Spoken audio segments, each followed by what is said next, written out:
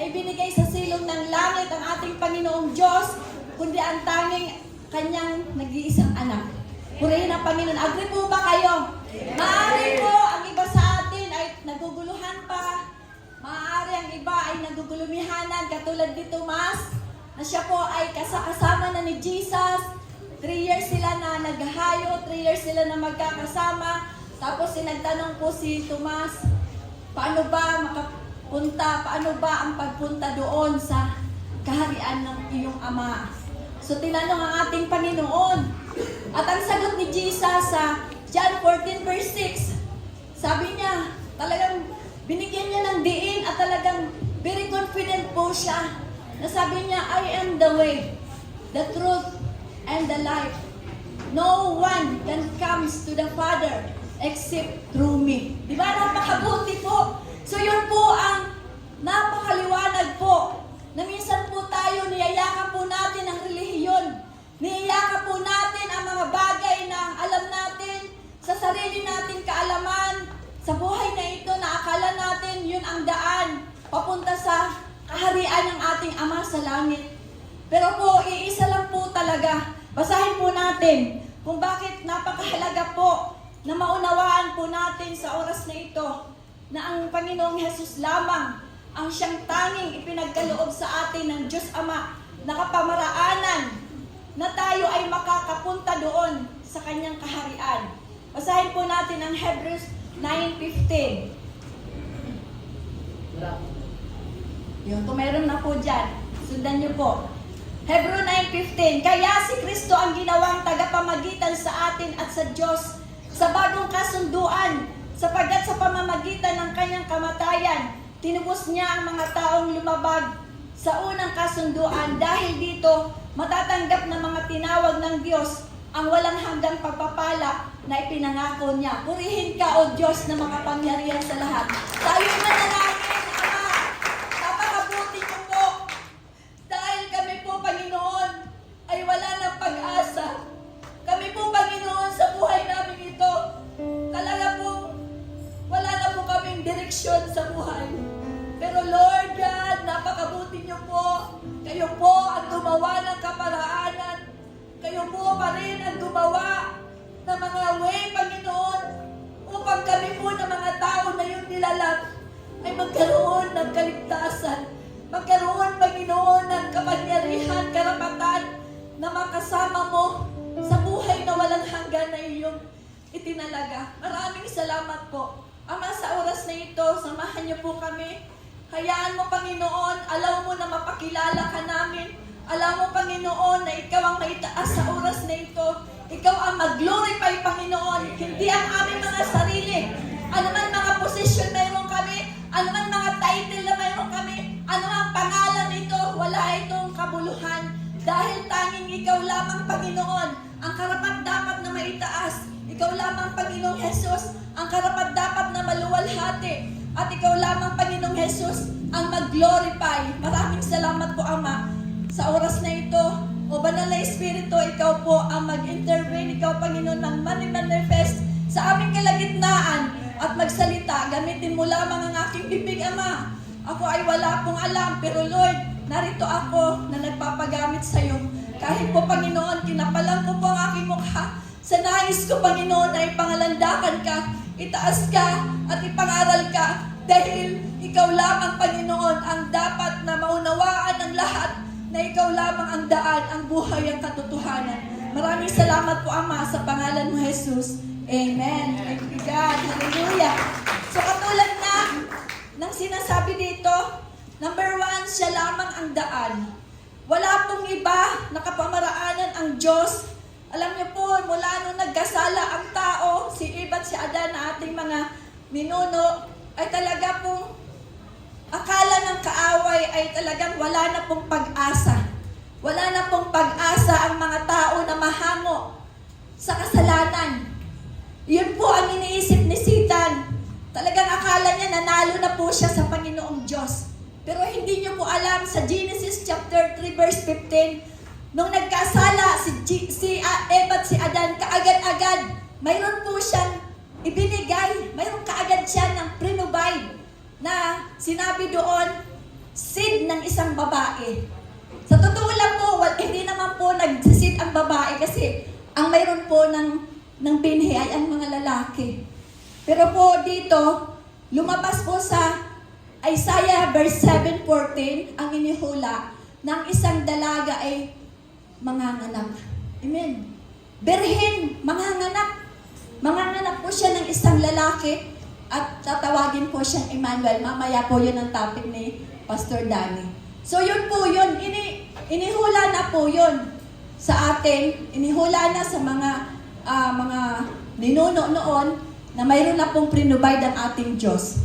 At kaya nga sa Hebreo 9, di po ba, napakahalaga po na si Jesus lamang ang ginawang tagapamagitan sa atin at sa Diyos. Ito po yung bagong kasunduan. Dahil po yung lumang kasunduan, wala pong nakaabot, wala pong talagang nakasunod sa 10 Commandments na binigay po, nakautusan sa tao. Lahat po talagang nag-fail. Kahit po na sila ay naghahandog ng mga hayop, hindi po yun sapat para tayo ay maligtas. Ito po ay taon-taon na ginagawa ng mga Israelita, pero po, ang purpose nito, nililinis lang po. At pagkatapos ay ganun din po, nananatili pa rin po ang kasalanan. Pero po, wala na pong, nakita po ito ng Panginoong Diyos, sabi niya, wala na pong ibang daan. Kundi, ang ikaw ay bumaba. Ang ikaw ay abutin ang mga nilalang natin. Kundi ikaw ay maging tao. Kaya si Jesus Christ, 100% tao, 100% Diyos. Siya lamang po ang may kapangyarihan at kakayanan na maging daan para tayo talaga ay maligtas. Dahil ang kanyang dugo na tumigis doon sa krus ng Kalbaryo ay sapat na para sa ating mga kasalanan. 1 drop of blood ay kayang-kaya linisin ang iyong mga kasalanan mula pagkabata hanggang sa kasalukuyan at hanggang sa darating na kasalanan na gagawin mo. Ganun po kabuti ang pagkamatay ng ating Panginoong Hesus. Hindi po siya talaga nagpakamatay po dyan. Mali po yun. Talagang kusa po niya na ibinigay niya ang kanyang buhay, ang kanyang katawan para sa ating lahat. Di po ba? Napakabuti po ng ating Panginoon. So yan yung po yung unang-una na talagang si Jesus lamang. Wala pong iba talaga, si Jesus lamang. Hindi po ang dating daan, hindi po yung paano mga daan, kundi si Jesus lamang po ang daan. Pangalawa, napakahalaga po na maunawaan natin na siya rin po ang katotohanan. Grabe po. Binigyan na tayo ng daan, binigyan pa tayo ng katotohanan. At ang katotohanan na ito ay talagang siya ang magpapalaya sa atin. Sabi ng John 8:32, and you shall know the truth, and the truth shall make you free. Napakabuti po. Sabi pa ng John 1:14, and the Word became flesh and dwelt among us, and we beheld this glory, the glory of the begotten of the Father, full of grace and truth. Grabe po. Sagana po sa katotohanan ng ating Panginoon. Kaya nga itong lahat ng mga salita na naririnig natin ay talagang dapat na panghawakan po natin. Dahil ito ay base sa salita niya at ang salita niya na yan ay salita yun ng Diyos. Kaya ito ay totoo. Panghahawakan po natin po yan. Kaya nga ang ating pananampalataya, nakadepende po yun sa ating pananampalataya sa ating Panginoon. Kung ito'y panghahawakan natin, siguradong pangyayarihin po ito ng ating Panginoon.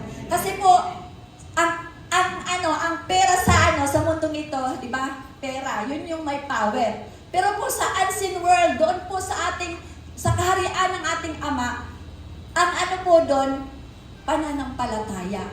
Kaya napakahalaga po na sa mga salita niya, doon tayo manangan, yun ang panampalatayanan natin, kasi po, yun po yung katotohanan. Sabi pa ng verse 17 ng Roma, John 18:37, alam niyo po, ito yung pagkakataon na si Pilate ay nagtanong sa kanya. Sabi dito, Pilate therefore said to him, are you a king? Then Jesus answered, you say, rightly, that I am a king, for this cause I was born.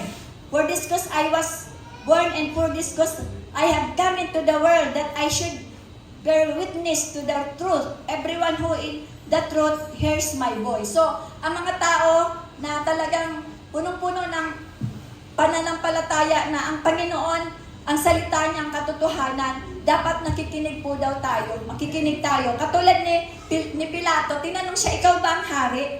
Sabi niya, oo, yun nga, tama yung sinabi mo. Kaya nga ako nabuhay dito, kaya nga nandito ako ngayon dahil para ako ang maging witness. Sabi dito, witness to the truth. Sabi niya, everyone who in the truth hears my voice. So kailangan, napakahalaga pala na talagang lahat ng mga salita niya, pakikinggan po natin. Kahit na sino po yung tumayo dito, pakinggan po natin dahil yan ay salita ng Diyos na nagmumula sa kanyang mga salita sa Biblia. Kaya maraming salamat po. And lastly, Jesus is the light. Sabi ng John 1:4, in Him was light, and the light was the light of men. Nasa kanya po ang buhay. Kaya po, mapalad po tayo kung tayo ay nananatili sa kanyang kalinga. Sigurado pong mabubuhay po tayo. Sabi pa ng John 11:25, Jesus said to him, I am the resurrection of life. He who believes in me, do he die, he shall live. Ibig sabihin, mamamatay siya, pero mabubuhay siya. Katulad ni Jesus, naalala niyo po si Jesus, namatay siya, and after 3 days ay nabuhay po. Kaya ang lahat po ng mga tagasunod ng ating Panginoong Yesus, dahil nasa Kanya ang buhay, oo po, mamamatay ang ating physical, pero po, mabubuhay po tayo. And the end na siya na po ang maghahari. Amen? Hindi po ba kayo natutuwa nun? Dahil buhay ka ngayon sa generasyon natin, and then pag naghari na ang ating Panginoong Yesus, buhay na buhay po tayo. Kasama po niya tayo na maglilingkod sa Kanya, magpupuri sa Kanya, mag-aawit sa Kanya. Kaya ngayon po ang ginagawa natin ngayon na pinapractice na po natin dito pa lamang na tayo ay nagsasayawan, tayo ay nagpupuri, tayo ay nag-aawitan dahil yun po ang gagawin natin pag siya na po ang maghari. Praise God! Maraming salamat po sa Panginoon. Thank you, Lord. Praise the Lord. Sige po, palapakan natin ng Diyos. Wow. Jesus is the way, the truth, and the life. Kaya sabi ng John 14:6, no? No one comes to the Father except through me. So napakaganda na pinapahayag ng ating Panginoon. Sapagkat sinabi pong way, ang ibig sabihin niyan sa Greek word ay hodos. Pag sinabing hodos, it is a journey, which means it involves movement, it involves yung growth, no, development. So, pag sinabing journey, ang buhay po natin dito ay parang journey. Para po tayong naglalakbay. Sabi mo sa katabi mo, para ka naglalakbay.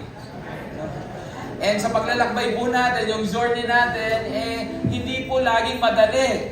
No? Madalas masalamuot. Madalas ay nasa trials tayo, nasa mga tribulations po tayo. Pero napakabuti ng Panginoon. Kaya sabi ng John sa chapter 10 verse 10, naparito ang Panginoon upang bigyan tayo ng buhay na ganap at kasiya-siya. So hindi laging tribulation, hindi laging trials, hindi laging nasa pain ka, nasa struggle ka ng buhay mo. There will be joy, there will be peace, provided by Jesus. At yung journey natin, sabi ng Panginoon, sasamahan niya tayo. He is our Emmanuel, the God who is always with us. Sabi mo sa katabi mo, kasama mo ang Diyos. So Jesus is with us every step of the way. No? He's guiding us, strengthening us, and comforting us. So alam ng Diyos ang mga pangangailangan po natin. Alam ng Diyos ang laman ng ating mga puso. Sabi mo sa katabi mo, nararamdaman ka ng Diyos. Nararamdaman ka ni Lord. Amen? And He is the way, ibig sabihin, gusto rin sabihin ng Panginoon, siya po yung solusyon. Walang ibang solusyon, walang ibang susi. He is the only way para tayong lahat makalabas sa mga problema, sa mga dinadaanan natin, sa mga pagsubok natin. Jesus is the only way. Kahit na hanapin natin yung solusyon sa pamamagitan ng kakayanan natin, diskarte natin, ang ending niyan failure. Ang ending niyan, wala tayong nagagawa, wala tayong na-accomplish. Because apart from God, we can do nothing. Sabi ng John chapter 15, verse 5. Pero, napakaganda, sabi ng Panginoon, I am the way. Para bang sinasabi ng Panginoon, no, anak, huwag ka nang humanap ng ibang paraan, huwag ka nang humanap ng ibang solusyon. Ako lang ang makakatulong sa'yo. Tanging si Jesus lang ang susi. Tanging si Jesus lang ang solusyon sa deepest problem na pinagdadaanan natin. Sino po dito merong malalim na pinagdadaanan? Taas ang kamay. Meron tayong mga pagsubok, meron tayong mga problema. And it seems, para sa atin, parang there is no way out. Parang ang hirap makalabas, ang hirap makawala, para tayo nakakulong na, para tayo nasa-suffocate na sa mga problema natin. But God made Himself available para tayong lahat ay bigyan ng pagkakataon na makawala doon sa mga sa mga pagkakakulong natin. No, God will always make a way where there seems to be no way. Palapakan po natin ang ating Panginoon. And Jesus is the truth. Pagka tayo nasa Panginoon, wala pong kasinungalingan sa Diyos. Lahat ng pangako ng Panginoon ay totoo. Lahat ng mga salita ng Diyos ay gagawin niya. Pag sinabi ng Panginoon, He will provide for you, then He will provide for you. He will never fail you as long as we trust Him, as long as we put our faith in Him. Hindi tayo bibigyan ng Diyos. So, sa Bible po, there are thousands of promises na nasa atin na para i-claim natin, i-receive natin. Kaya ngayong araw na ito, sabihin mo sa katabi mo, huwag kang aalis nang hindi mo gine-claim yung promise of God. God is truthful with all of His promises. Pag sinabi mo, Panginoon, I claim your promise, sabi mo, you will provide for my needs, then God will provide for your needs. Sabi ng Panginoon, He will be our great physician, He will be our great healer. Kung may karamdaman ka, huwag kang aalis sa lugar na ito nang hindi mo kine-claim yung promise of God that He is able to heal you. Amen. Kung kailangan mo ng himala ng Panginoon, huwag kang aalis, i-claim mo na Panginoon, alam ko, Ikaw ang Diyos who perform miracles, who perform wonders, who perform amazing things. Kaya ngayong araw na ito, as I worship You, as I open my heart, I claim Your promises. Amen. And I tell you, hindi ka aalis ng lugar na ito na the same person ka pa rin. You will never be the same person.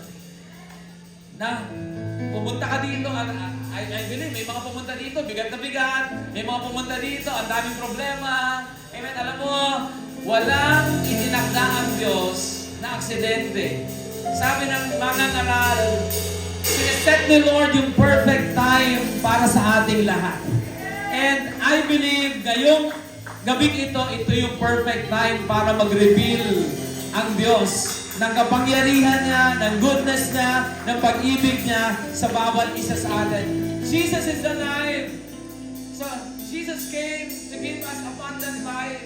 Hindi lang basta buhay po, masaganang buhay daw yung ibibigay ng Diyos sa atin. Sabihin mo sa katabi mo, masaganang buhay ang ibibigay sa iyo ng Panginoon. Masayang buhay. Amen? Buhay na kasiya-siya, buhay na ganap. Sabi ng Panginoon. Pwede ba tayong tumayo? Come on, palapakan natin ng Panginoon. Hallelujah! Pwede po bang i-flash natin yung kakantahin natin? Way, Truth, and Life. Tingnan lang natin yung lyrics. Ayan. Sabi dito, looking through the lens of love that never ends, how great it is. Sino dito nakikita mo kung gaano kakamahal ng Diyos? Sasang kamay. Nakikita mo nasisense mo, no? Yung nabivisualize mo, grabe, how great the love of God is. Amen? Sabi mo sa katabi mo, kung hindi ka minahal ng minahal mo, well, ang Diyos, mahal ka. Kung pinaasa ka nung minahal mo, si Lord hindi. Next one, next. You came into my life and now everything is bright. How great it is. Amen? No? Yung buhay natin dati, hindi natin alam kung saan tutungo. But now that we are in Christ Jesus, now that Christ is in us, yung buhay natin bright. No? Nakikita mo na ba? Maliwanag na ba yung buhay mo ngayon? Tingnan mo yan katabi mo, sabi mo sa kanya na nagliliwanag ka na. Amen. Sabi niya, I'm living my best life. Sino dito gusto mabuhay ng best life? Nasa kamay.